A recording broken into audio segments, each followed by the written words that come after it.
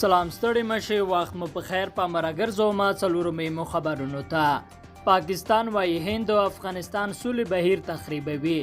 پاکستان یو ځل بیا د کړي چې هند افغان سولې د تخریب په لټه کې دی. د پاکستان د اطلاعات وزیر اکبر حسین درنی وايي پاکستان د افغانستان د سولې لپاره هڅه کړې ده چې ټول نړۍ ولیدا، خو اوس هند له ټولو لارو هڅه کوي چې د افغانستان د سولې بهیر تخریب کړي. نوموړي په دې اړه لا ډیر وضاحت نه دی ورکړی، خو وايي هند په افغانستان کې د ثبات غوښتونکی نه دی.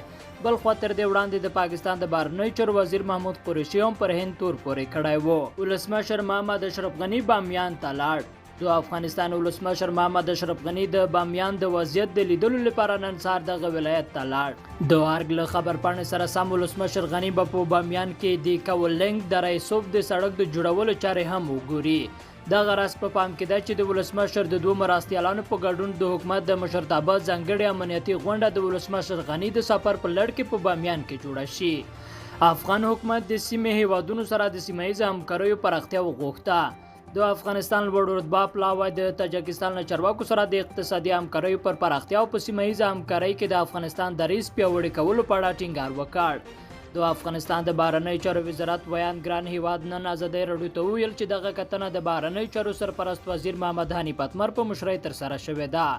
هغه زیاته کړه د افغان حکومت لوړ رتبه پلاوی د صنعت او سوداګرۍ سرپرست معین عبدالکریم ملکیار او نورو چارواکو په مالتیا دغه ناسته ترسره کړې او تاجک چارواکو سره د اقتصادي همکاریو په پراختیا او په سیمه ییزه همکارۍ بحث کړی دی.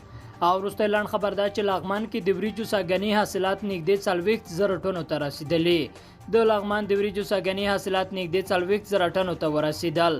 د افغانستان د کرنې او مالدارۍ وزارت ویان د اکبر رستمي نن ازادۍ راډیو ته وویل چې په دې ولایت کې د وریجو حاصلات ځکه زیات شوي چې د شولو د عصري کارکلي لپاره د کرنې وزارت لخوا د شولو لسګونه نندریزې قطعې جوړې شوي چې بزګرانو ته پکې د عملي روزنې زمینه برابره شوې ده.